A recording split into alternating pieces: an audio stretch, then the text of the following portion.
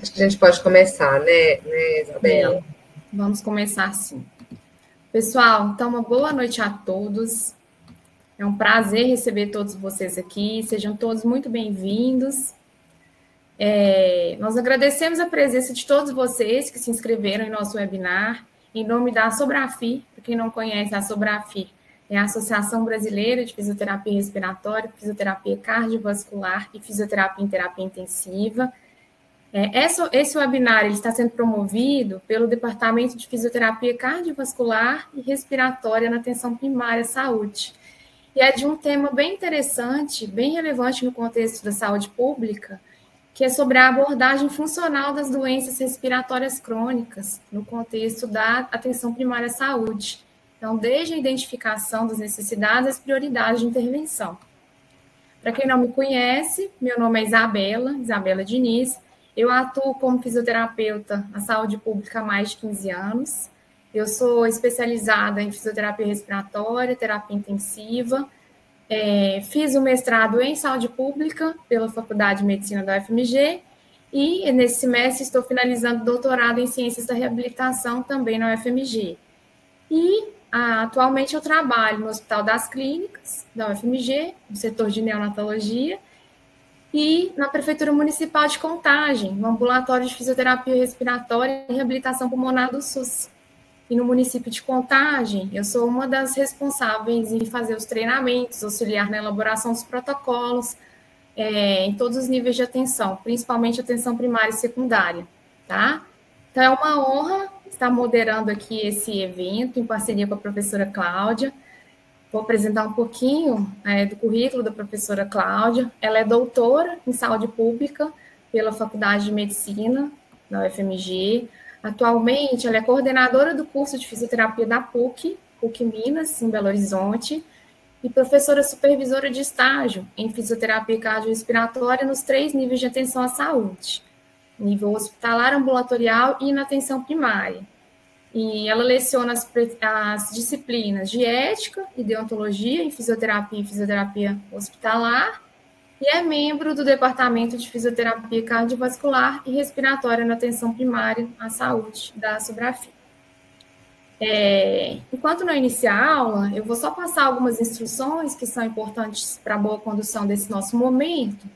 Eu gostaria, né, vocês já se apresentaram, a gente está vendo aqui que tem uma diversidade aí de locais, de atuação, e gostaria também de explicar um pouquinho de como vai ser nosso tempo. Então, nós temos 1h30 aqui, né, juntos. A aula vai ter duração de aproximadamente 50, 55 minutos.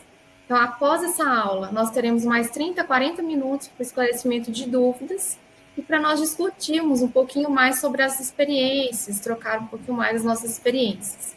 Então, eu peço, por gentileza, que no decorrer da aula, né, na medida que for surgindo as dúvidas, vocês coloquem esses questionamentos no chat e fiquem à vontade para perguntar ou trazer algum ponto de vista que vocês julguem importante para a gente discutir nesse momento. Então, vamos aqui aproveitar ao máximo esse momento de troca de conhecimento, de experiências. Claudinha, pode ficar à vontade em compartilhar aí a sua apresentação.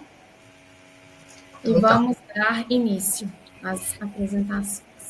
Primeiramente, boa noite a todos. Muito obrigada pela parceria, estarem aqui, né, numa quarta-feira à noite, nos ouvindo, isso é muito agradável. Eu gostei muito de algumas mensagens aqui, mas são todas suspeitas, viu, gente? São todas mineiras. E como a Isabela disse, eu estou aqui em Belo Horizonte, né?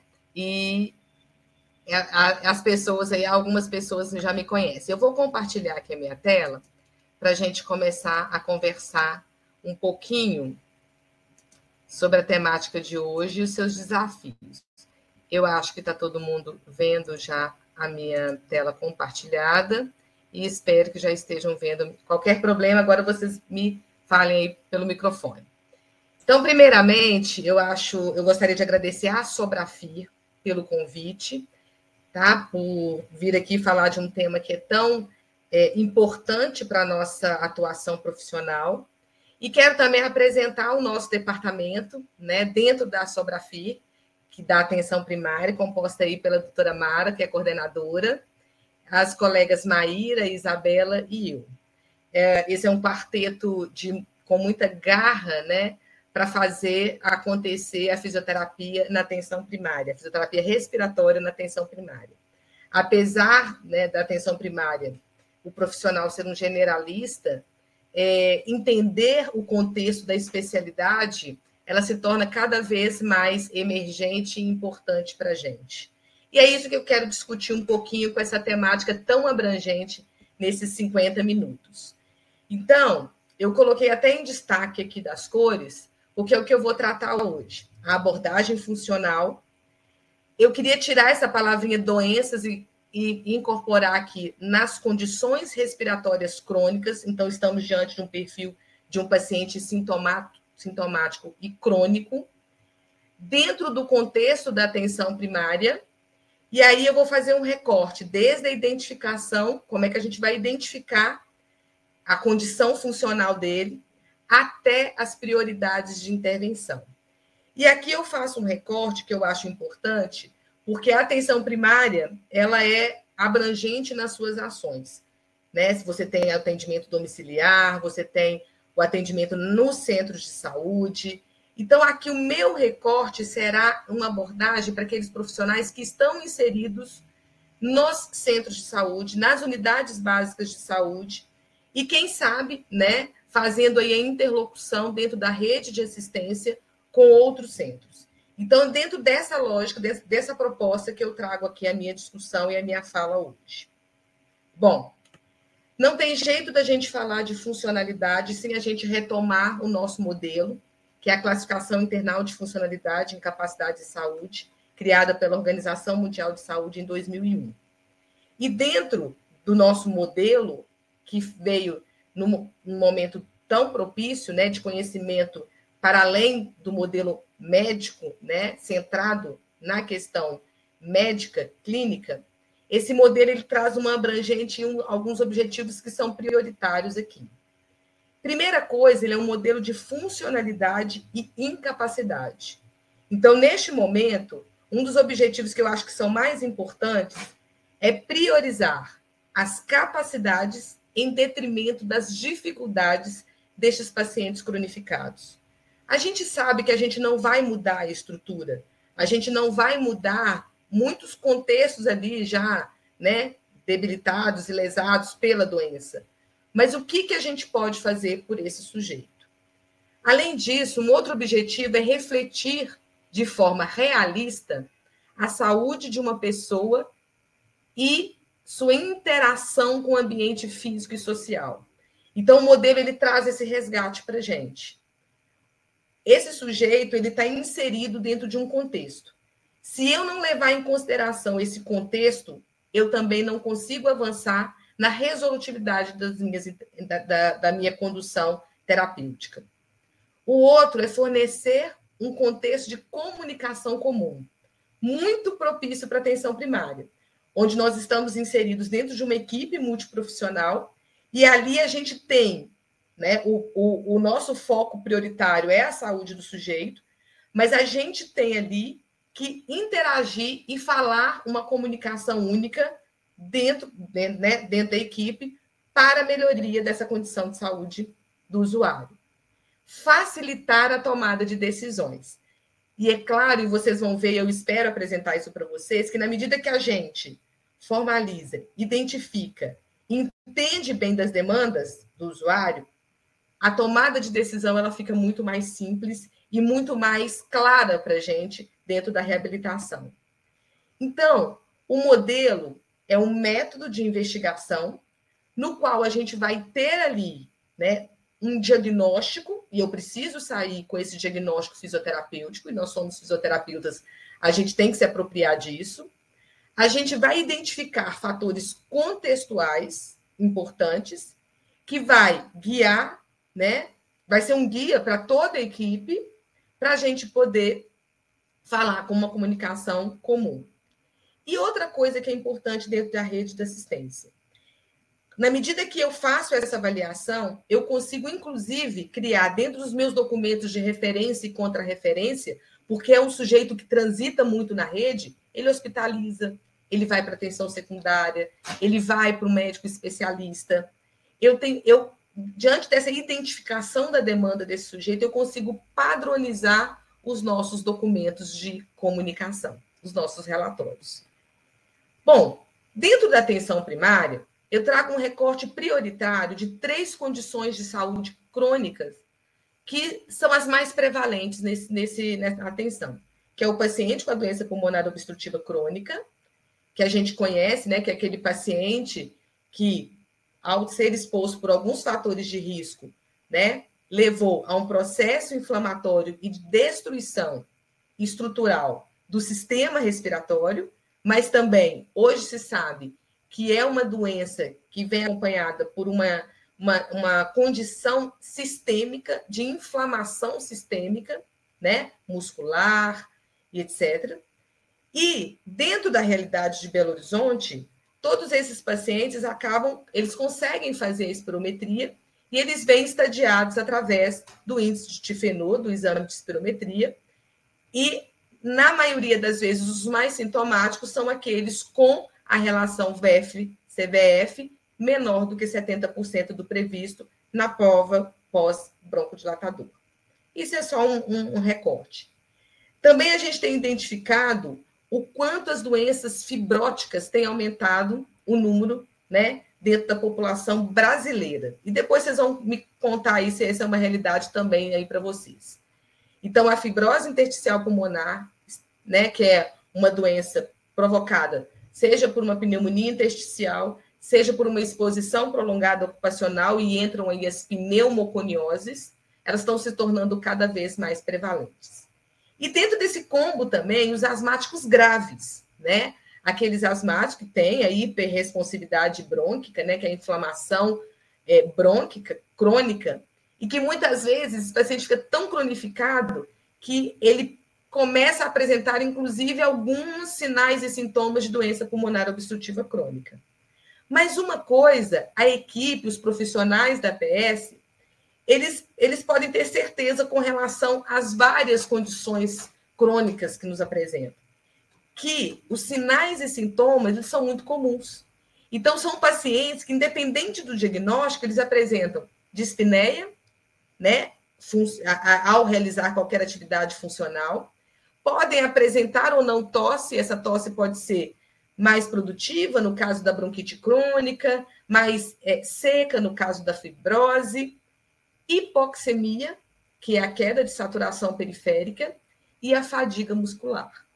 Então, independente da condição clínica, o que a gente tem, né, do diagnóstico médico, o que a gente tem de sintomatologia são esses os principais.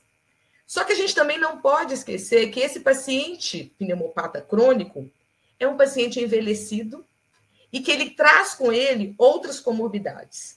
Ele é um hipertenso, ele também é um hipertenso, um diabético, ele também pode ter 2 doenças associadas, asma com DPOC, ele pode ser um paciente com a insuficiência cardíaca, insuficiência renal. Então, isso também nos leva aqui a pensar que são pacientes extremamente debilitados, que muitas vezes estão estáveis clinicamente, e que a APS vai se haver com esse usuário frequentemente dentro da sua equipe. Então, são pacientes mais graves. E aí, o que a gente pensa quando a gente fala assim, eu estou na APS, como é que esse paciente chega em mim e vê se isso não acontece na realidade de vocês? Qual que é esse fluxo assistencial da reabilitação para os centros de saúde? Muitas vezes a gente discute nas reuniões de matriciamento, né, entre as equipes, e sempre a gente identifica aquele paciente pós-alta hospitalar, que foi gravemente acometido, ficou durante um tempo, né, hospitalizado, e que às vezes as equipes de apoio já até, né, já deram ali a contribuição, a cobertura, mas agora já não estão nem seguindo mais esse paciente. É aquele paciente que exacerba, né, com frequência, então aquele pós-exacerbação, e aquele paciente que veio de uma alta da tensão secundária. Mas ele continua com a sua condição cronificada e sintomático. Então, esses pacientes são aqueles que vão aparecer dentro das reuniões de matriciamento, né? Muitos deles não têm nenhuma condição de irem, inclusive, né, para serem assistidos na atenção primária, porque eles vão precisar de um atendimento domiciliar e não vamos esquecer aqui do grande potencial da telereabilitação. Mas esse nicho de paciente a gente não vai discutir hoje.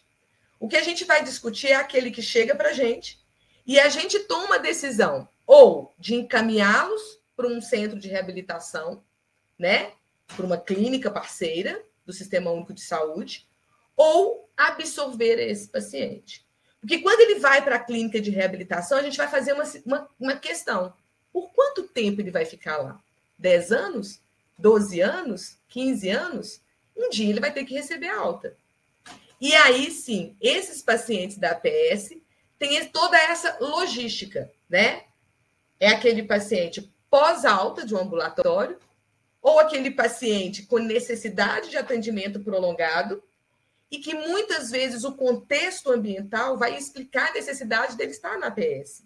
Ele tem alguma incapacidade, por exemplo, dentro do contexto, né, de transporte, de geografia, né, de apoio familiar.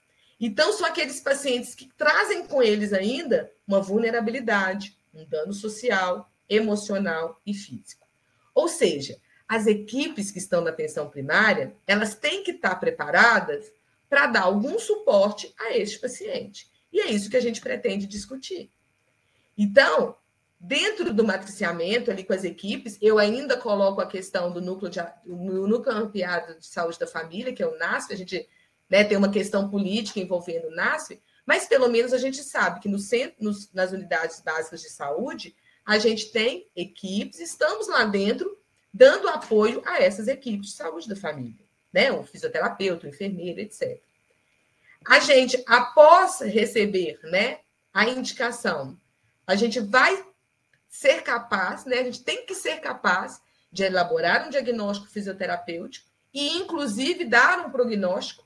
E aí, a gente tem que elaborar a partir da incapacidade e funcionalidade desse usuário.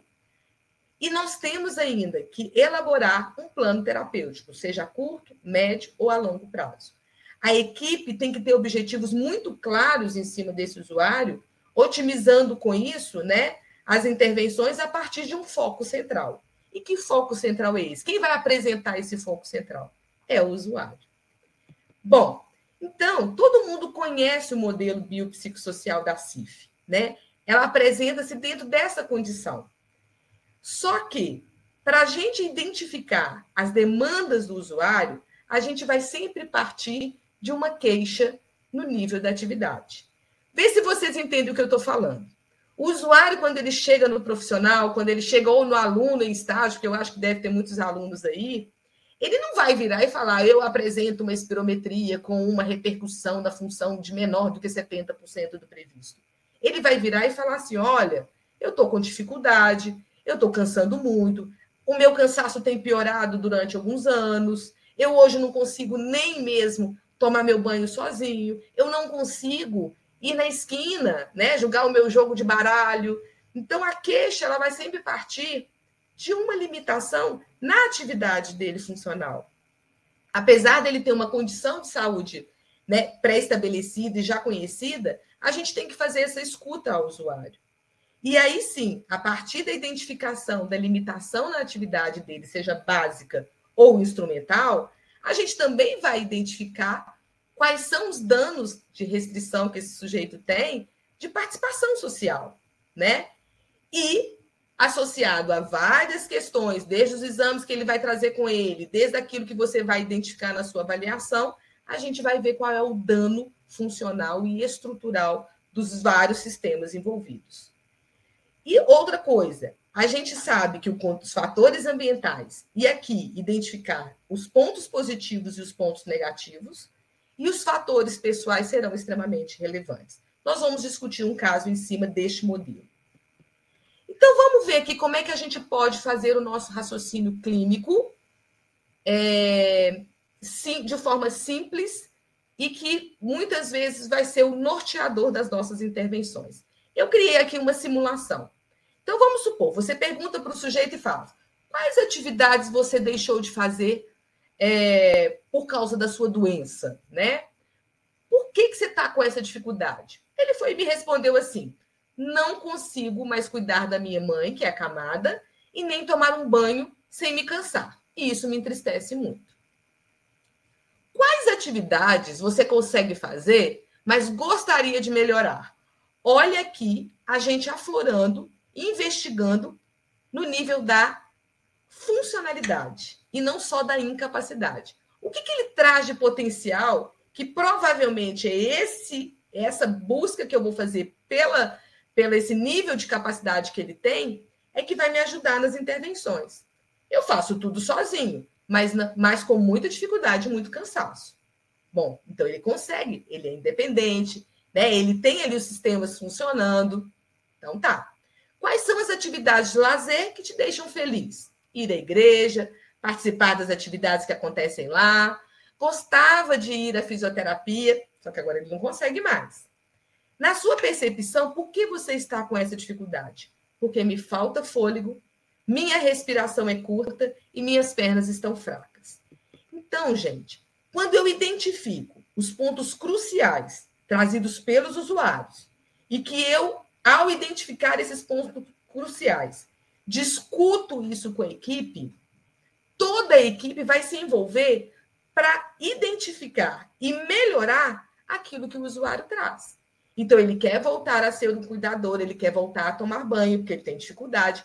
Banho é uma atividade de baixo esforço. Então, esse sujeito ele está me apresentando uma condição clínica já bem grave, que ele não está dando conta de tomar banho sozinho, né?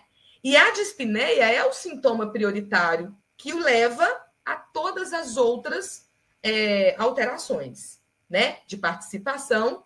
E, além disso, ele tem ali uma fraqueza muscular periférica. E se a gente lembrar do ciclo vicioso da dispneia, a gente entende muito bem esse sujeito. Por quê? A dispneia é uma interpretação subjetiva de que a carga de trabalho está muito maior do que aquilo que eu dou conta de fazer. E quando o sujeito experimenta a dispneia, ele automaticamente deixa de fazer aquela atividade para não se cansar. E aí ele cai no ciclo vicioso, ele vai ficando mais sedentário, ele vai deixando de fazer as atividades que antes ele dava conta de fazer, e aí quando ele tenta fazer pelo sedentarismo, pelo descondicionamento, ele sente mais dispneia, e aí ele vai ficando cada vez mais nessa roda gigante, né? Alimentando o ciclo que é contínuo, ficando cada vez mais dispneico. O que vai levar à alteração do humor, à depressão e à ansiedade. Bom, isso que eu quis dizer aqui. Na verdade, a afecção, por mais que ela seja do sistema respiratório, os sistemas estão interligados e a gente precisa identificar cada um desses sistemas para ver o que eu tenho de potencialidade nesse sujeito, no qual eu posso trabalhar em cima disso, para amenizar aquele dano trazido pelos pacientes. Então, eu vou investigar todas as limitações de autocuidado, mobilidade, atividade doméstica, do pensar, que vão repercutir também nas restrições, né, de atividade do trabalho, recreação e lazer, relações familiares, vida comunitária. Mas identificar dentro dos sistemas o que está acontecendo é o grande pulo do gato para a gente quebrar isso aí e conseguir atuar, mesmo com tecnologias de baixa densidade, na atenção primária à saúde. Por quê? Porque todos esses sistema respiratório, cardiovascular, muscular, né, sistema nervoso central e periférico, entrando aí, né, as disfunções mentais e de humor, eles estão tão interligados que o paciente te apresenta exatamente as repercussões oriundas deles. Eu tenho fadiga, eu estou entristecido, eu não consigo caminhar, eu não consigo fazer, né? Eu estou fraco, e etc, etc. Bom, então, eu já identifiquei dentro do contexto todos os danos e já entendi também que eu tenho que priorizar as capacidades em detrimento das dificuldades, né? Mas o profissional, ele também precisa estar munido de instrumentos que possam não só mensurar o quanto o dano afeta, né, todos esses sistemas, quanto também ser uma medida de resultado. Porque a gente não trabalha sem medidas de resultado. Não tem como a gente trabalhar às cegas. Então, vamos pensar aqui de instrumentos possíveis na APS. O primeiro que eu chamo a atenção é o exame, o olhar ao usuário, quando você está ali investigando, né? Esse usuário é um usuário pneumopata sintomático, que ele vai te apresentar algum sinal de desconforto respiratório, não só no relato, mas às vezes ele pode te apresentar, inclusive, sinais, né, de uso de musculatura acessória, de expiração ativa, né, de taquipneia, onde ao apresentar todos esses sinais e identificar o quanto esses sinais afetam, né, a oxigenação, possa ser importante para a gente. Tá?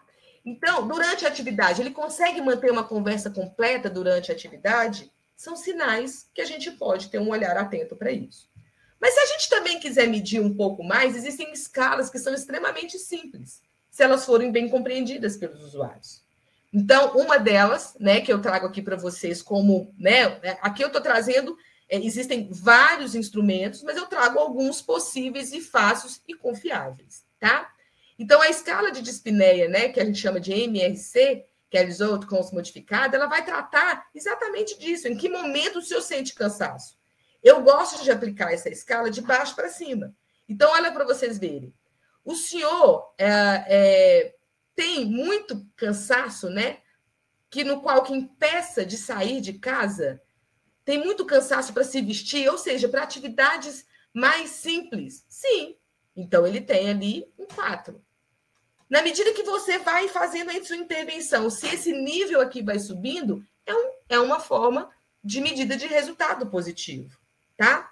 A escala de Borg é uma escala analógica visual, né, de 0 a 10, e que a gente também pode, não só medir durante o repouso, quanto também durante o esforço, que ela vai te trazer uma lógica de mudança da condição, né, de sintomatologia desses usuários. É uma boa escala. Mas se a gente ainda quer ver todos aqueles sistemas em funcionamento e identificar os danos com uma mensuração mais precisa, nós temos alguns testes. Então, se na unidade de vocês, por exemplo, vocês têm um corredor longo, né? Não precisa ser de 30 metros, a gente pode fazer o teste modificado, mas se vocês têm uma área grande, né, nas proximidades da unidade, vocês podem fazer o teste de caminhada de 6 minutos.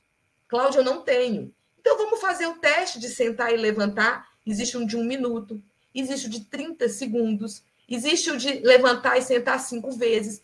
Todos esses testes, eles têm alta correlação com o teste de caminhada de 6 minutos, que são passíveis de serem feitos. Ah, esse paciente é um idoso, eu também quero identificar outras questões, e hoje a gente sabe que trabalhar o equilíbrio com esses idosos pneumopatas é de extrema importância.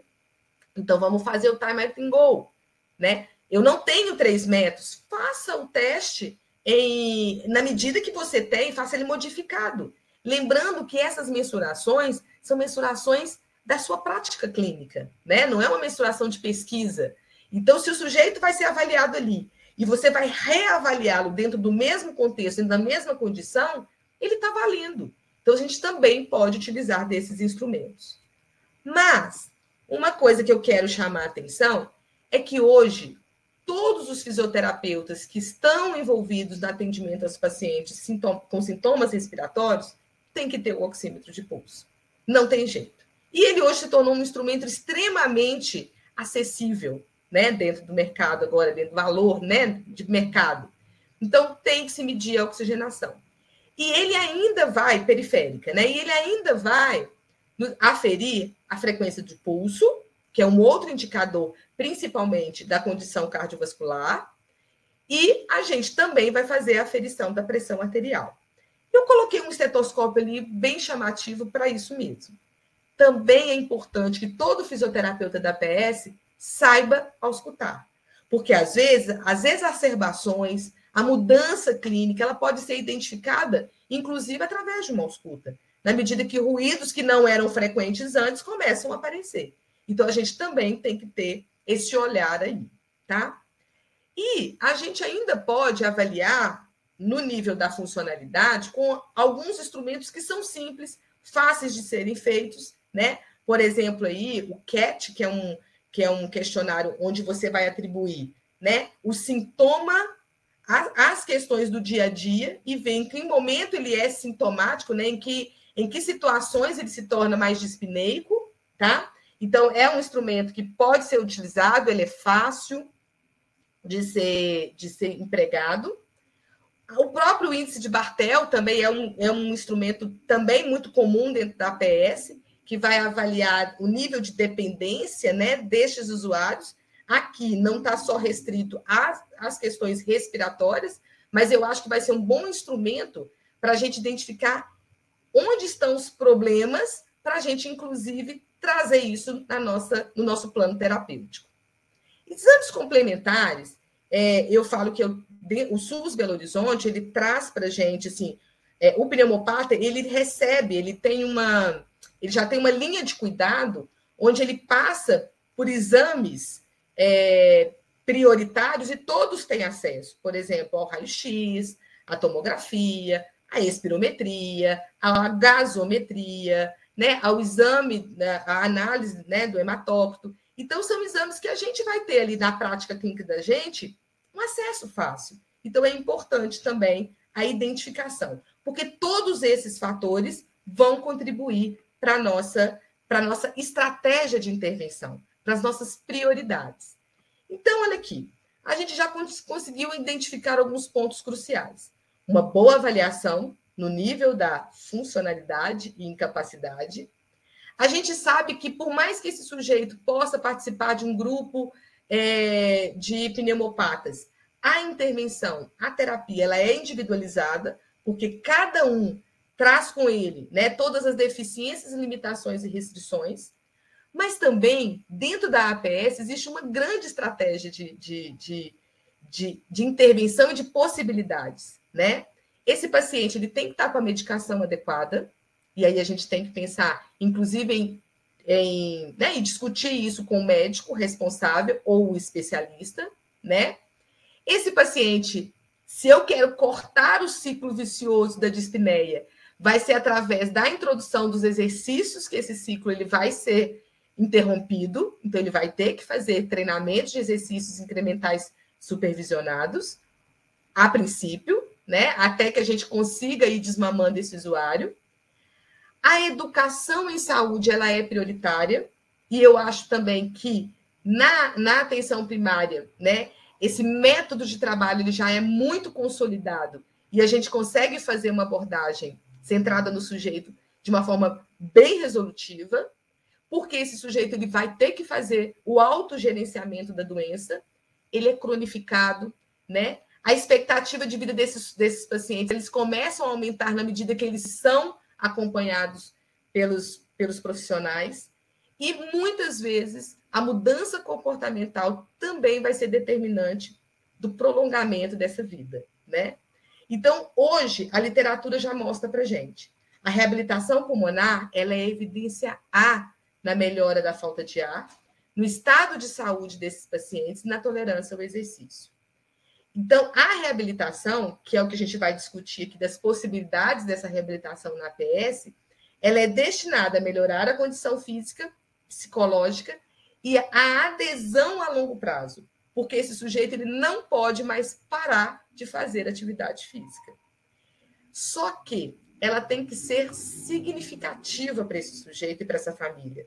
Porque se a gente traçar uma estratégia de intervenção que não faça sentido para ele, e por isso ela tem que ser baseada naquelas investigações de funcionalidade e incapacidade que eu citei previamente, a gente não vai conseguir a adesão ao tratamento. Então, qual que é a proposta de possibilidades dentro da APS? Será que ela é muito difícil daquelas possibilidades na atenção secundária? Não. Na verdade, a necessidade e a forma da gente operacionalizar isso vai ser da mesma forma da atenção secundária, só que com as suas especificidades.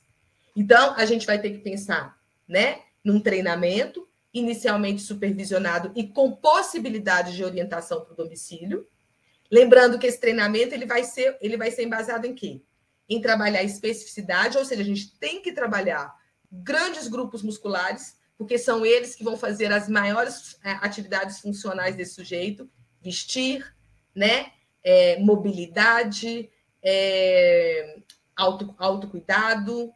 Então, a gente vai ter que trabalhar grandes grupos musculares para ganho de força e função, pensando aí tanto em membros superiores quanto em membros inferiores.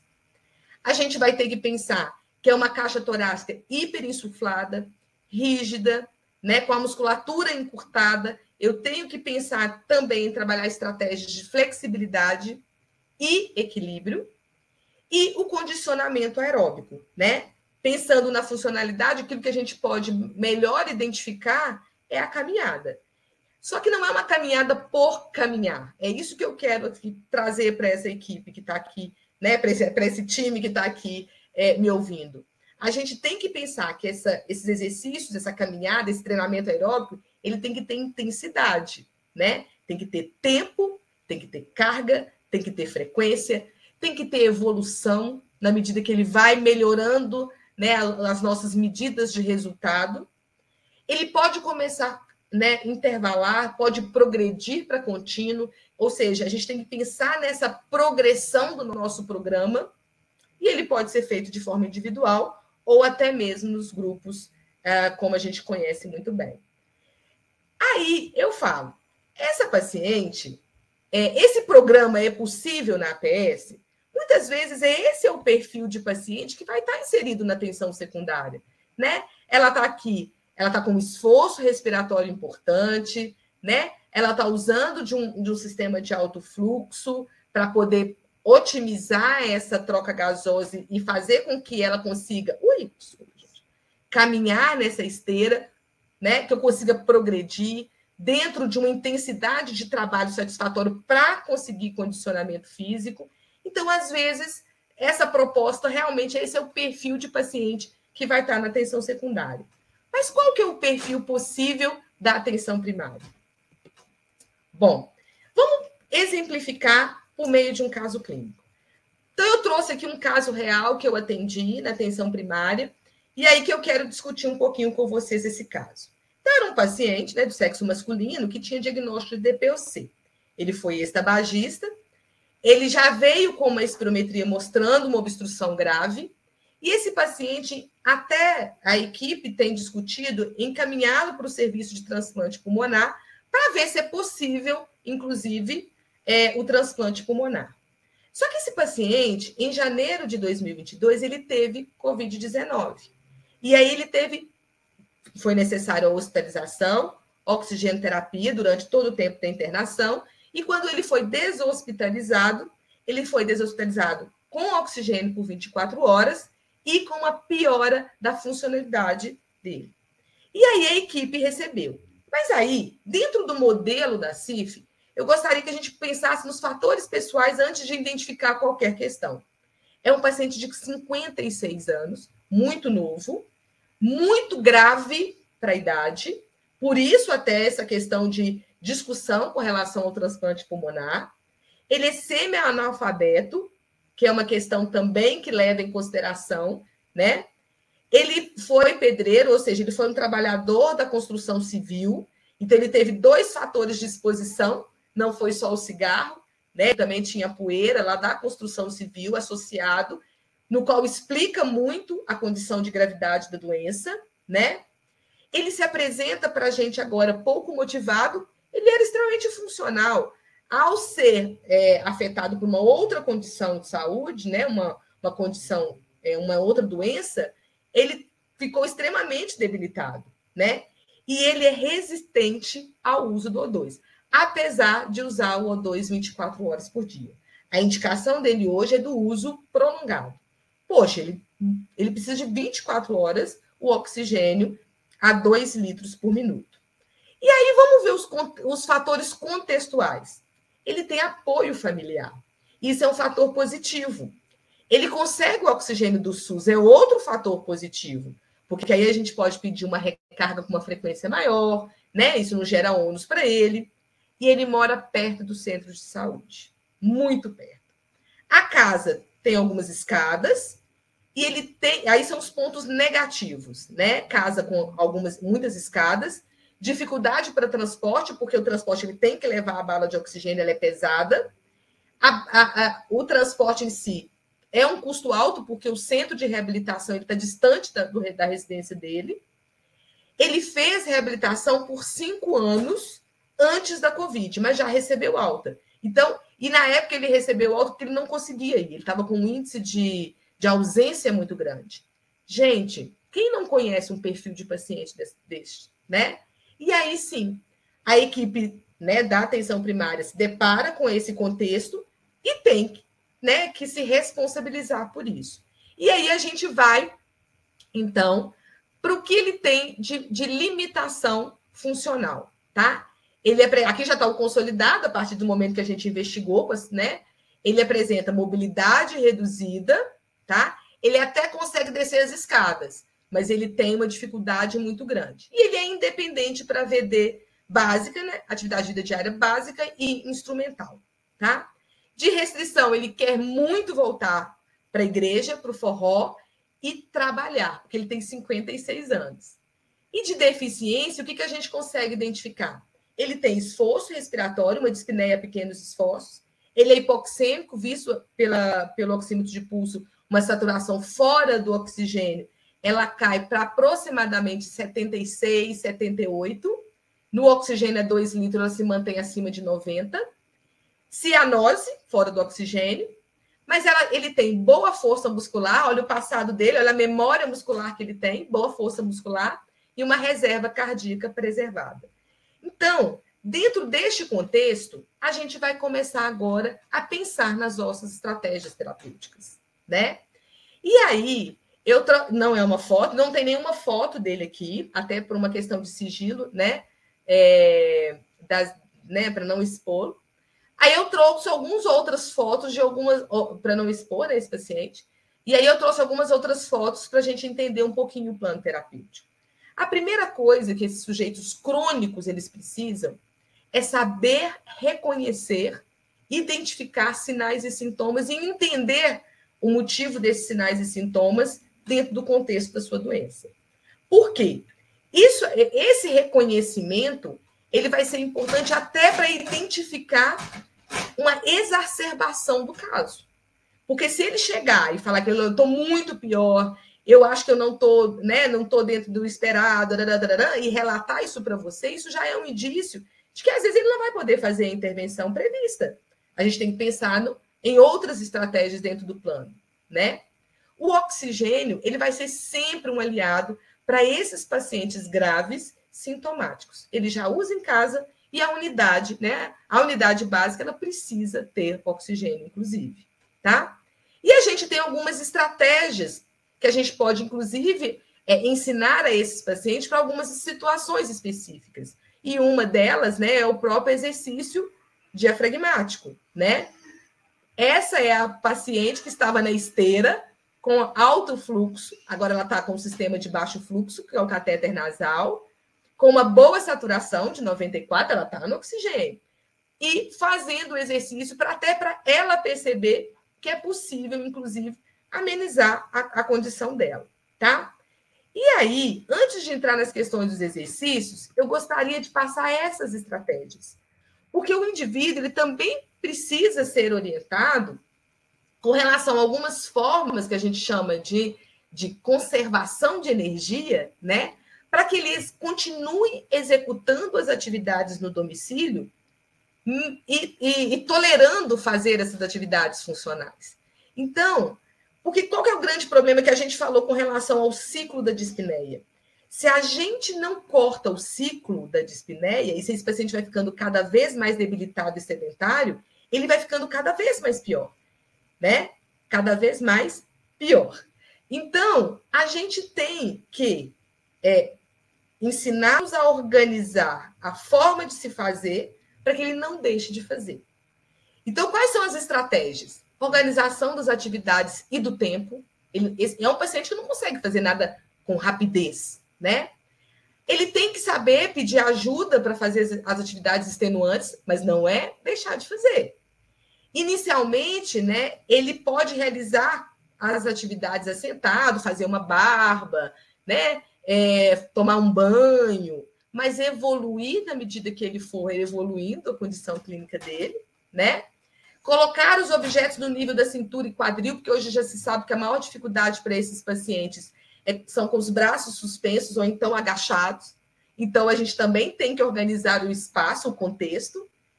Ele pode fazer inspirações profundas e expirações com freno labial, né, que isso vai propiciar um aumento da troca gasosa, e usar o oxigênio quando necessário. Se é necessário 24 horas, ok. Mas a gente também sabe que eles não utilizam, acabam não utilizando os 24 horas, e em alguns momentos, quem sabe, ele pode, inclusive, ficar fora do oxigênio para poder fazer alguma coisa diferente, né? Aí, a gente também tem dentro do plano terapêutico, uma segunda fase, fazer com que esse paciente, esse usuário, ele compreenda os benefícios de um programa de exercícios e se comprometa com a execução a longo prazo, tá? E a gente só vai a gente só vai conseguir que ele se sensibilize, né? Se a gente conseguir ter uma aderência e aquela atividade ela é importante para aquela demanda levantada por ele. Ou seja, ela é relevante para ele. Então, quais são os recursos para esse programa de exercício que a gente tem falado aqui, então? É claro que a primeira escolha vai ser sempre uma bicicleta ergométrica, uma esteira. E por que eu trago isso aqui dentro desse cenário? Porque, às vezes, em alguma unidade, pode ser que vocês tenham esse recurso. Mas e se a gente não tiver? A gente pode trocar para uma caminhada estacionária, a gente pode caminhar, né, com obstáculos, a gente pode usar de outras estratégias que substituam, né, a estratégia padrão ouro. Pesos, caneleiras, terabandes, podemos fazer pesos artesanais, né? O step, a gente pode colocar o degrau do próprio lugar, mas sempre esse sujeito mais sintomático, ele vai ter que estar, né, monitorado e com o uso do oxigênio. E lembrando, que eu coloquei aqui até em vermelho, né, que esse sujeito ele precisa fazer essa atividade, né, por toda a vida, por causa da reversibilidade. Então, se ele não faz, ele perde tudo aquilo que ele conseguiu até então. Então, recomenda-se a continuação, né, do programa de exercícios. Às vezes, a gente pode até continuar, né, fazer um programa contínuo de menor intensidade, com menor frequência, na medida que esse paciente também vai ficando mais sintomático, mais grave com a evolução da doença, mas nunca deixar de fazer, com o objetivo de manter os benefícios. Então, vamos ver planos possíveis, né? O meu paciente aqui, olha, ele relatava muito que ele gostava de fazer sacolão. Então, a gente está fazendo aqui um programa de fortalecimento aqui de bíceps. Por quê? Porque ele precisa dessa musculatura para fazer essa atividade. Então, sempre levando em consideração aquela demanda inicial focada na necessidade dele, tá? Então, pensar em músculos específicos de fortalecimento, progressão de carga, intensidade, podemos fazer exercícios em diagonal com um número maior, né, de conjunto de músculos, né, a gente pode dizer, para pensar também nas questões funcionais. A gente pode pensar na marcha estacionária, né, aqui, a gente estava aqui no fundo da unidade, em trabalhos coletivos ou individual. Se ele consegue progredir um pouco mais, aqui o meu vídeo está acelerado, meu paciente ele não está tão bem assim, né? Ele pode fazer o programa de subir e descer degrau, sempre monitorado. A gente sabe que quanto maior a intensidade, mais é o nível de hipoxemia, ele vai cair na saturação, ele vai aumentar a frequência cardíaca compensatória, e aí a gente vai ter que achar, né, parâmetros ali que sejam toleráveis para aquele paciente, que sejam possíveis e seguros, né? Um dia a gente pode, inclusive, falar aqui sobre segurança desse atendimento, né? Eu acho que é importante também. A gente vai pensar em exercícios que sejam com dupla tarefa, né? Mas pensar em exercícios funcionais. É aquele sujeito que ele precisa levantar, sentar, né? Fazer o exercício, pegar o material em cima. Também isso é importante, sempre monitorando, tá? E trabalhar equilíbrio, trabalhar obstáculos, trabalhar exercícios coordenados. E a gente hoje entende que a dupla tarefa ela traz uma contribuição muito grande dentro do contexto, porque ele percebe que isso aí é importante para ele, que é o que ele está com dificuldade de fazer em casa, né? E aí ele adere e consegue realizar. Bom, deixa eu só tomar uma aguinha aqui, gente.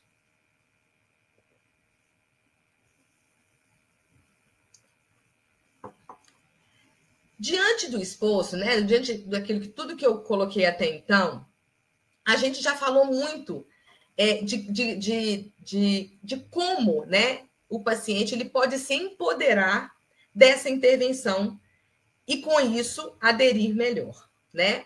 A gente falou assim, olha, é importante trabalhar o reconhecimento precoce, né, das exacerbações e a importância do tratamento e da adesão, né?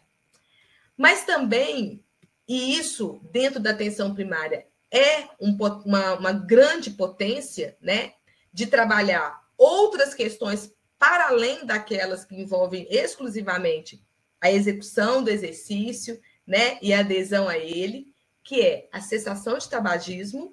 Hoje a gente sabe que esses pacientes, muitos deles têm muita dificuldade, né, com a interrupção, e isso a gente pode identificar, inclusive, em pacientes menos sintomáticos, porque os pacientes mais graves, provavelmente eles não fumam mais, né? A grande maioria, né, para de fumar, mas pensando naqueles com sintomas moderados a leves, né? Então a gente tem que trabalhar a questão da cessação de tabagismo, da vacinação, e aí inclui principalmente os mais graves, do suporte nutricional. Então a equipe ela tem que estar coesa, né, para falar da mesma forma e incluir essas ações dentro da intervenção.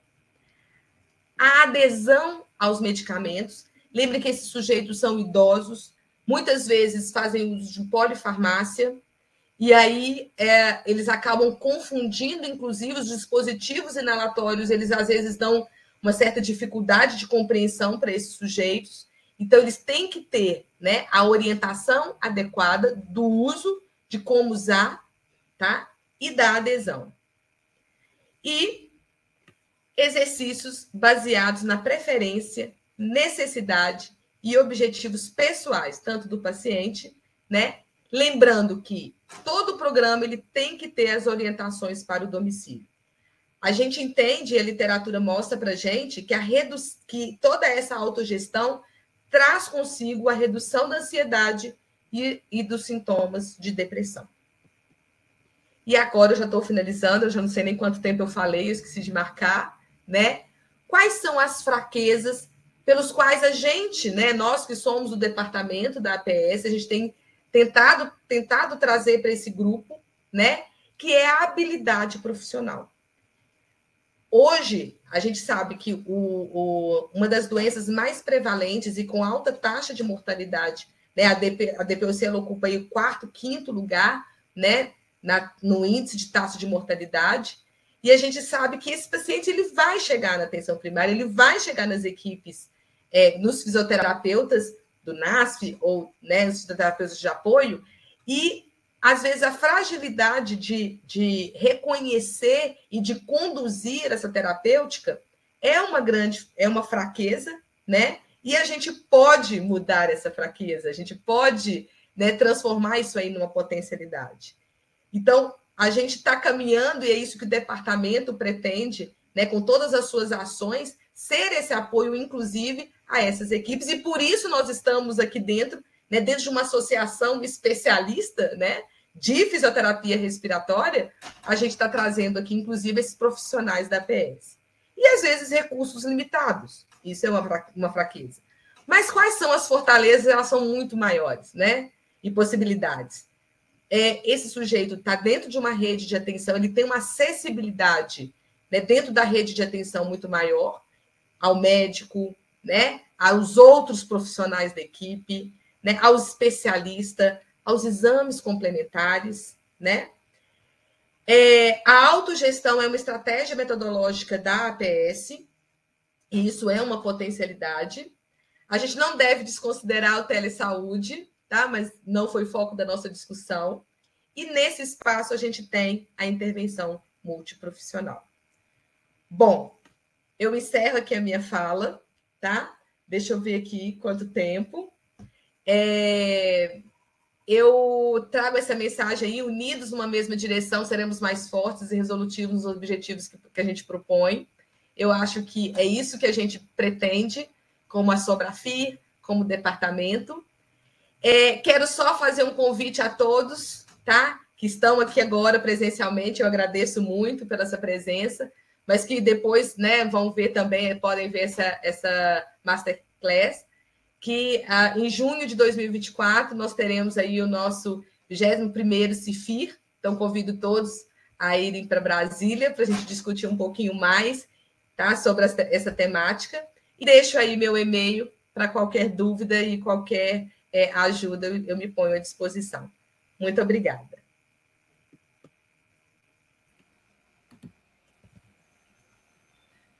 Claudinha, obrigada.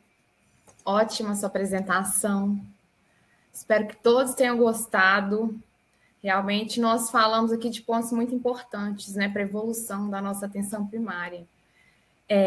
Surgiram algumas questões, algumas colocações aqui durante a sua apresentação, bem pertinentes, e eu vou tentar retomá-las aqui aos poucos, tá? Vamos lá. Pessoal, caso eu esqueça, eu não consiga falar todas as questões, por favor, coloquem novamente no chat. A Thaís, de Porto Alegre, Rio Grande do Sul, ela trabalha na Secretaria Estadual de Saúde, ela é tutora na residência na atenção básica e trabalha também no serviço especializado de tuberculose. Então, quando você colocava sobre as principais condições aí, né, da atenção primária, ela colocou que outra condição é a tuberculose, que também pode estar mais prevalente em determinadas regiões, né? Eu posso ir fazendo esse bate-volta, que aí a gente faz um bate-papo mesmo, viu, gente? Eu acho que é bem bacana esse bate-papo. A tuberculose, ela é altamente prevalente, né, no Brasil, só que quando eu trouxe esse resgate das doenças obstrutivas, né, na verdade eu trouxe um resgate das doenças obstrutivas, que é a DPOC e a asma, e trouxe aí a fibrose como uma doença restritiva. E é importante, Thaís, o que você coloca, porque a grande sequela da tuberculose é a fibrose intersticial. E ela traz, inclusive, a fibroatelectasia e as bronquiectasias. Então, eu não quis trazer de imediato, porque ela vai trazendo outras repercussões envolvidas ali de sintomas, né? Que é a hipersecreção, porque ela traz como sequela a bronquiectasia. Mas muito bem colocado e a gente não pode esquecer dela, com certeza. Ótimo, obrigada, Cláudia. A Luciana colocou aqui também, a gente precisa de lembrar das condições agudas na população pediátrica. Por exemplo, né, agora a gente está chegando no período de inverno, ela coloca que crianças com viroses sazonais, bronquiolites, infecções de vias aéreas superiores também são comuns na atenção primária. E olha como que esse fisioterapeuta tem que ser sensível e tem que ter um olhar realmente ampliado, né? Porque não são só os adultos, nós temos a população pediátrica, né, Claudinha? Quem foi que deu Luciana Oliveira. Luciana, ótimo. Luciana, obrigada aí. Realmente não foi o recorte trazer para cá, né, a pediatria, mas essas colocações elas são extremamente importantes, porque o departamento está anotando todas as colocações de vocês, para a gente, inclusive, trazer estratégias e temáticas, né, outras temáticas para esses espaços, e não podemos esquecer mesmo da sintomatologia desse paciente. E você traz um recorte, um reforço sobre isso, que fala o seguinte: não tem jeito do profissional que está lá na APS, né, não olhar para as questões respiratórias, né? Saber estar com esse sujeito, entender da condição dele, de todos os sinais e sintomas, isso realmente é ponto crucial. Obrigada pela contribuição. Sim, e só para complementar, Claudinha, realmente, agora a gente está em época de inverno, então o número de crianças com essas condições aumenta demais. E é importante o fisioterapeuta conseguir explicar e orientar a família em relação aos cuidados com essas crianças. Então, aproveitando o gancho aqui, cuidados básicos, principalmente, né? Saber identificar qual momento que ele precisa de atenção médica, quais são os sinais de esforço respiratório dessa criança. A criança está conseguindo se alimentar bem, ela não está conseguindo se alimentar bem. E uma orientação muito simples que a fisioterapia faz é em relação à lavagem nasal.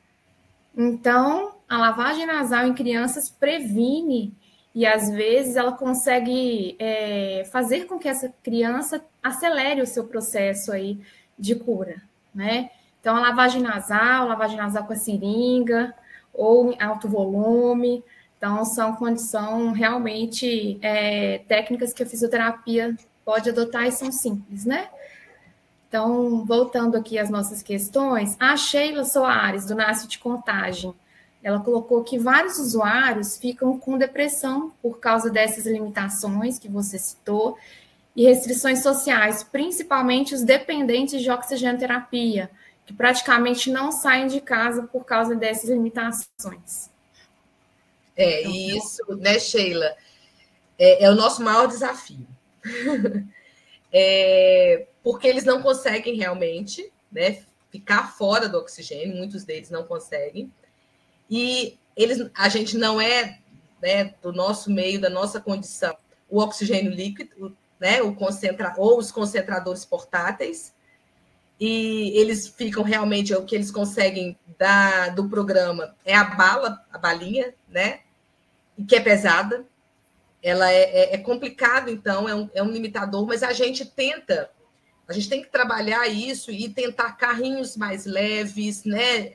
Aproximar mesmo e mostrar para o serviço que a gente tem que ter algum dispositivo que facilite essa mobilidade, tá? Então, o que hoje a gente está pleiteando aí junto aos setores responsáveis são carrinhos mais leves que eles consigam aí se deslocar com mais facilidade, tá? Só uma questão, a minha aula ficou travada em algum momento ou não? Não, ela foi certinho, tá? Realmente, Cláudia, essa questão dos pacientes indo de oxigenoterapia, né? E tem mais um fator limitador, não só a questão dos carrinhos, mas no NASF, na verdade, na atenção primária, em todos os municípios, o serviço de oxigenoterapia muitas vezes não consegue disponibilizar cilindros de oxigênio em quantidade suficiente para esses pacientes, para eles conseguirem ter uma vida social. Muitas vezes o cilindro realmente só funciona, só tem a quantidade adequada para que eles façam o básico, que aí é um serviço médico, como fisioterapia. Então, diante da nossa demanda, nós precisamos realmente mostrar que isso faz diferença na vida do nosso usuário, e, né, essa necessidade de aumentar as recargas dos cilindros, do que a gente tem hoje, para que eles consigam participar e reduzir essas restrições, né? Então, vamos para a próxima aqui. Só um minutinho, me organizando aqui. Então, depois da Sheila, o Renato, o Renato é de Governador Valadares, Minas Gerais. Ele é formado há 1 ano, ele é residente em saúde da família, desde março, e no recorte da realidade dele, lá em Governador Valadares, ele vê muita carência dos fisioterapeutas na área respiratória, por falta de atualização. São muitas referências para média complexidade, sem necessidade, por não saber o que fazer. Então, eles encaminham muitos pacientes realmente que, às vezes, poderiam ficar ali, né? E aí, né, Renato, obrigada aí pelas contribuições. O que eu chamo a atenção? Os centros, eles estão longe das residências das pessoas. E eles são poucos, né?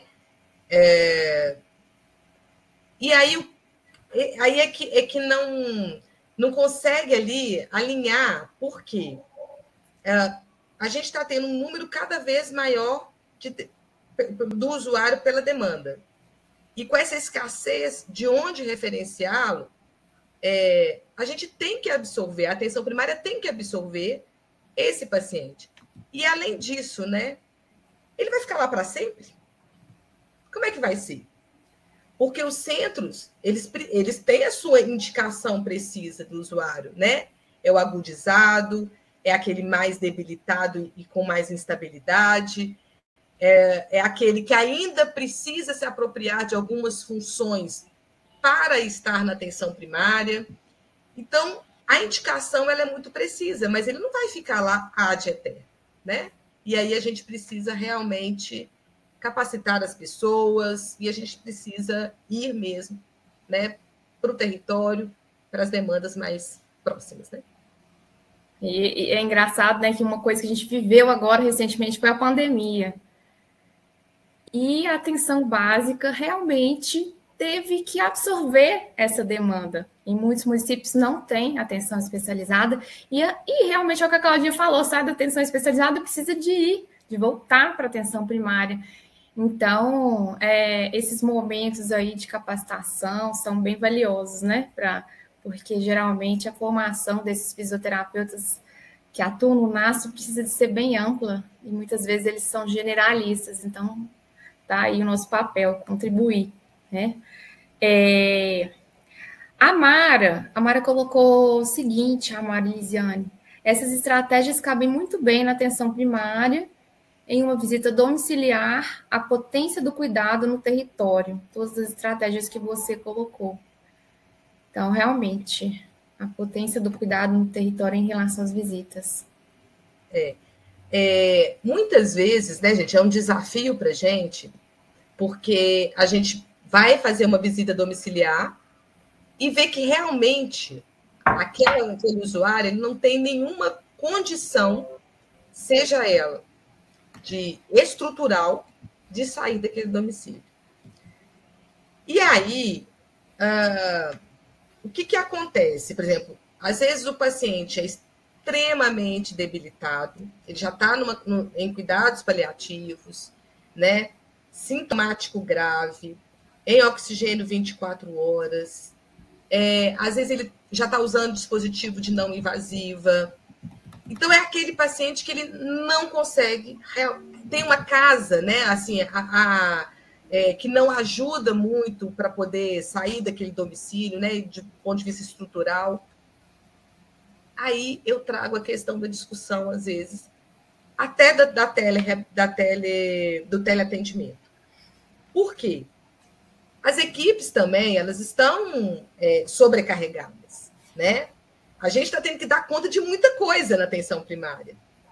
E aí, fazer essa visita, um acompanhamento mais próximo, com mais frequência, é um desafio.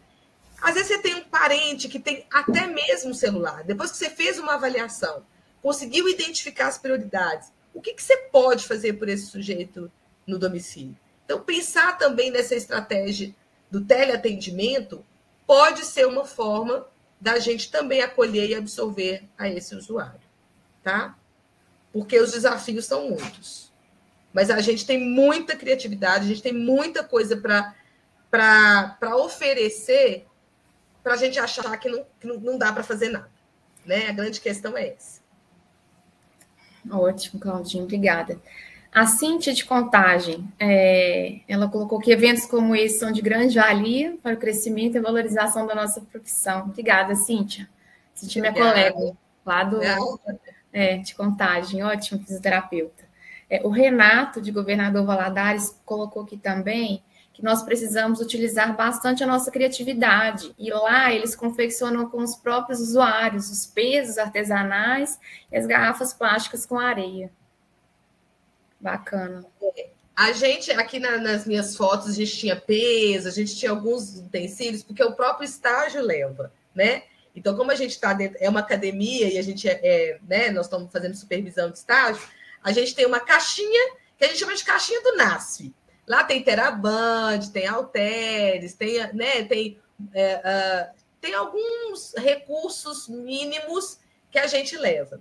Mas não tem necessidade, a gente pode realmente criar. Nós fizemos muito isso na pandemia, nos teleatendimentos, que a gente pediu aos pacientes para fazer os seus próprios pesos, o cabo de vassoura, né, a garrafinha PET, o saquinho de sal, e aí o efeito, a intervenção. O que é mais importante, gente, é a gente identificar qual é a intervenção prioritária. É claro que a gente também faz o plano, né, de curto, médio e longo prazo. Então, naquele curto prazo, é resgatar a função desse sujeito. Ele tá ali, né, debilitado, ele tem potencial para, porque a gente já investigou que ele tem potencial para, né, diante das alterações que ele apresenta. Então, a gente tem que traçar esse plano, né, e dali progredir. E a progressão, ela vai ser diante da modalidade e diante das cargas impostas ali nos exercícios. Ótimo, obrigada, Claudinha. Uma sugestão interessante que nós utilizamos no nosso município, fica bem bacana, é a realização de oficinas com esses pacientes. A terapia ocupacional também pode participar. Então, às vezes, nesse momento lúdico, os pacientes interagem, eles ficam mais motivados e eles constroem aqueles materiais que eles vão utilizar na própria reabilitação. Então, essa é uma sugestão que muitas vezes dá certo. Alguém perguntou aqui se ficará gravado. Acho que você respondeu, Isabela. Respondeu? Respondi no chat. Pode responder de novo, Claudinha, se você quiser. Essa Masterclass ela estará disponível no YouTube da Sobrafi daqui a 30 dias. Tá? Eles vão disponibilizar no YouTube. Joia. A Mara fez a seguinte colocação, que nós necessitamos muito mais das tecnologias leves, relacionais e leve-duras, conhecimento, do que das tecnologias duras de alta densidade tecnológica, esses equipamentos caros e complexos. Então, aí vem o conceito da reabilitação pulmonar de baixo custo. A gente não precisa, para ter os benefícios, né, da reabilitação tradicional ambulatorial, a gente não precisa de altas densidades. A gente, com o mínimo, a gente consegue resultados tão bons quanto. Pode falar, Claudinha. Te atrapalhei. Isso, eu acho que assim, na apresentação é o que eu tentei trazer para vocês, né, das possibilidades, e isso vai demandar muito do que você tem. Às vezes, a grande questão é o espaço físico, né? Porque às vezes as unidades são pequenas, com alta demanda, não tem uma área externa. Eu acho que em Belo Horizonte a gente vê algumas unidades assim, porque eram, né, às vezes eram casas que eram construídas, aí foi construindo e o terreno, né, do entorno ficou limitado. Isso é um desafio. Mas o que a gente tem de potencialidade que pode substituir? As áreas da comunidade. Então, muitas vezes nós criamos grupos de pneumopatas, não no centro de saúde, mas nas academias da cidade, nas escolas, nas igrejas. E aí a gente conseguiu um retorno bem bacana. Pensando, inclusive, gente, na lógica do terreno, né? Porque às vezes tem centro de saúde que é num lugar de difícil acesso, né? E tem outros espaços que são até de acessos mais fáceis, mais possíveis para esse paciente. Então, a gente, uma vez, eu tive uma experiência muito bacana, que nós fomos para uma escola, né? A escola tinha uma área, ela cedeu uma área, e lá, assim, era perto do ponto do ônibus, era uma rua de grande movimentação. Então, a gente conseguiu ali uma área pequena, onde o grupo se deslocava para lá uma vez por semana, né? E fazia a atividade ali, né, de uma forma... Agora, tudo bem, na escola não vai ter a bala de oxigênio, né? Aí a gente tem que pensar também no perfil do paciente que a gente está assistindo naquele momento para ver as possibilidades. Mas pensem sempre nesses espaços, né? Da Academia da Saúde e outros espaços ali do território. Ótimo. A Thaís, Claudinha, eu vou colocar aqui duas questões ao mesmo tempo de 2 participantes. A Thaís colocou que nós precisamos realmente estar próximos dos usuários, cada vez mais espalhados e facilitando o acesso ao cuidado adequado. E a Fernanda Camelier colocou que é preciso reconhecer a importância do profissional fisioterapeuta na equipe do cuidado integral ao usuário no contexto da atenção básica. Então, bem, ótimo. E outra coisa, né, gente, quando eu citei a questão das medidas de resultado, a gente só consegue ser identificado como profissional importante, relevante, imprescindível dentro da equipe, que eu acho que nós já ultrapassamos todas essas barreiras. Hoje há um reconhecimento muito grande do nosso papel dentro da equipe, mas a gente só consegue realmente consolidar isso perante a todos na medida que a gente começa a medir os resultados das nossas intervenções e apresentarmos isso a todas as equipes. Ninguém tem dúvida mais, isso não existe mais, de que é um profissional prioritário. Hoje, se a gente for fazer, né, hoje a avaliação, inclusive do número de profissionais inseridos no NASF, né, o fisioterapeuta está em primeiro lugar, em questão de número. É claro que a gente tem uma diferenciação entre territórios, né, que é uma outra discussão. Mas, em número, nós somos prioritários. É claro que tem os psicólogos também, porque tem a saúde mental. Mas, se a gente já ganhou esse espaço e essa identidade, é porque a gente é importante, já viram que nós somos importantes. E agora é só estender, né, as nossas abordagens. Eu acho que é isso que o departamento traz de contribuição dentro da Sobrafia. Ótimo. A Mara, Claudinha, colocou que nós temos um desafio de mudar o paradigma de que a fisioterapia respiratória ela é uma intervenção exclusiva da atenção especializada. Realmente, essa é a concepção de muitos fisioterapeutas e de muitos profissionais da equipe multi. E diante da sua explanação e da experiência, constatamos que há muitas possibilidades de cuidado aos usuários com condições respiratórias crônicas. Como mudar essa cultura entre os fisioterapeutas, usuários e equipes da saúde? Pergunta complexa, né? Difícil. Mas eu acho que o primeiro passo é fazê-los entender que não tem jeito mais. Tem que saber intervir, inclusive, com essa nova demanda. Então, não tem jeito. Eu acho que essa primeira questão é sensibilizar a toda a equipe e capacitá-los. Porque é lógico que tem que haver um interesse, porque se não houver, fica muito difícil, e que os serviços, né, as prefeituras, também deem a oportunidade para essas capacitações. Existem equipes maravilhosas e possíveis aí de serem, né, contratadas, de serem, né, de participarem desse processo. E aí a gente vai começar, inclusive, com essa sensibilidade, né, aos gestores, né, no nível central, da importância de ter uma fala única, de capacitar essas equipes junto ao interesse das pessoas. Porque se também não houver interesse, não adianta, né? Vão sempre burlar e vão sempre passar para atenção secundária. Sim. Só que a gente já está claro que isso aí, já está posto que isso aí não dá mais. Assim, é urgente, urgentíssimo, né? Sim, não sei se eu respondi, porque é muito complexo, é muito difícil. Os programas de capacitação e treinamento são essenciais para a gente mudar esse paradigma, né?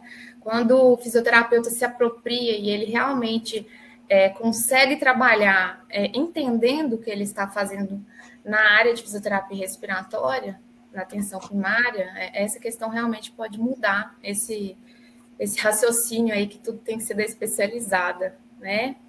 Temos mais uma questão aqui, Claudinho, que se você não tiver o conhecimento desse toolkit, eu posso explicar, que eu trabalho com ele.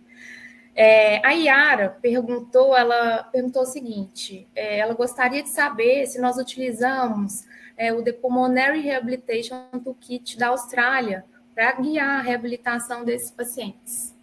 Você quer falar do kit? Depois eu falo. Claro, posso falar.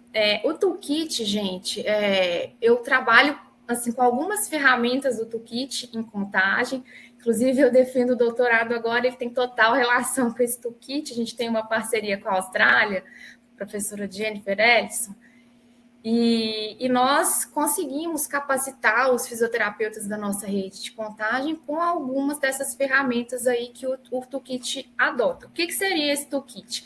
É um kit de ferramentas, ele foi criado por uma equipe multidisciplinar, pela Lung Australia Foundation, e esse kit de ferramentas auxilia os pacientes com condições crônicas na sua reabilitação. Então, é muito interessante esse toolkit, às vezes vocês podem acessar aí, se vocês colocarem, como está no chat que ela deixou, vocês vão encontrar, é muito bacana, nós podemos até fazer o cadastro nesse toolkit e receber as informações, já me cadastrei como se eu fosse uma pessoa que tem essa condição, muito bacana. Eles encaminham vídeos, explicando cada um dos autocuidados, tem ferramentas de avaliação de baixo custo. A necessidade atual de todo mundo é expandir os programas de reabilitação pulmonar. E para que tenhamos essa expansão, é necessária a reabilitação pulmonar de baixo custo. Mas a gente tem que instrumentalizar os profissionais e capacitar os profissionais. Então, não são só os fisioterapeutas, mas toda a equipe multiprofissional, para que eles entendam e compreendam que esses pacientes precisam de ser encaminhados para a fisioterapia também, e ser tratados em conjunto com toda a equipe. Então, é bem interessante, tem instrumentos de avaliação do paciente de baixa densidade, tem fichas, eles colocam, é bem interessante, um material bem completo sobre reabilitação pulmonar, e aqui no Brasil, esse instrumento encontra-se em tradução, olha que legal. Pela equipe lá do UFMG, tem a Liliane Mendes, é uma das responsáveis por essa tradução, e nós estamos engatinhando ainda com isso, bem diferente da realidade da Austrália, mas a proposta é que realmente chegue aqui no Brasil e a gente consiga realizar essas padronizações para auxiliar os profissionais. Então, excelente, não preciso nem falar mais nada, né? Ótimo. Então, eu não sei se eu atendi, Yara. A Maíra, deixa eu ver aqui, seguindo o site. Eu não estou vendo o chat. Por que eu não vejo? O chat não está conseguindo? Não, mas a Cláudia de Oliveira, Claudinha, criatividade é essencial neste processo, realmente. O Renato, aqui também conseguimos parcerias com igrejas e um pátio do Corpo de Bombeiros. Os espaços, esses espaços são essenciais, né? E a Maíra, uma ideia é incluir no protocolo de acesso do serviço de fisioterapia a obrigatoriedade de passar pelo fisioterapeuta da atenção primária à saúde para não referenciar diretamente para atenção especializada. Sim. Não sei se a experiência de vocês, tem muitos profissionais aqui, né, que trabalham no NASF, eles podem colocar como que é a experiência deles, mas em Contagem, eu sei que realmente todos os encaminhamentos passam pela avaliação do fisioterapeuta na atenção primária. Então, o fisioterapeuta se apropria e analisa se é um paciente que vai para a secundária ou não. Belo Horizonte também. A Mara, ela reposta a questão da Sara. Ah, tá. Cláudia, quais as sugestões que você nos dá para a adesão desses pacientes que ainda não estão graves? Trabalho na APS, ela trabalha na APS, e os que mais aderem ao tratamento, seja individual ou em grupo, são os pacientes que apresentam exacerbações graves. Ela está perguntando como é que faz para trabalhar a adesão dos menos sintomáticos. Exatamente, dos menos sintomáticos. O que eu acho? Às vezes, o menos sintomático, vamos pensar que é um paciente que consegue, que frequenta a unidade, né? Porque, às vezes, esse paciente, ele não vai muito à unidade, ele é um paciente ainda ativo do ponto de vista do trabalho, né? E aí, ele acaba sendo aquele paciente que a gente não consegue visualizá-lo com mais frequência. O que a gente pode pensar, às vezes, né? As equipes são naquelas ações em forma de, né, de multirões, que às vezes acontecem nas unidades no fim de semana, de também trazer essa temática, porque muitas vezes tem lá, né, às vezes a semana ou o programa do pé diabético, né? Ou tem do hipertenso grave, ou obesidade. E muitas vezes a gente esquece nessas oficinas, nesses momentos, né, coletivos, de trazer a temática da pneumopatia. E ali pode ser um momento de alerta para aqueles, inclusive para aderência aos programas de cessação de tabagismo, de pensar nas questões de alimentação, etc. Enfim, eu acho que para esses pacientes é mais difícil, né, porque eles frequentam menos a unidade, mas a gente tem que começar a incorporar essa temática nas atividades dos centros de saúde, sabe? Nos informes, porque às vezes a gente esquece um pouquinho disso e é aquele momento que aquele usuário foi ali para tomar uma dose de uma vacina, etc., ele pode se alertar para isso e, quem sabe, procurar mais informação e ser acolhido. Não sei se você tem outra estratégia, para trazer aqui para a gente, Isabela, mas eu pensei nessa questão que às vezes é pouco tratada. Exatamente, você colocou muito bem, porque esses usuários, eles não entendem o que eles têm. Eles não sabem o que é DPOC, eles não sabem o que isso pode provocar, eles não sabem os benefícios da reabilitação pulmonar. Então, às vezes, com a mudança, né, desse raciocínio, para eles mudarem o comportamento, adotarem atitudes mais saudáveis, realmente vai fazer a diferença.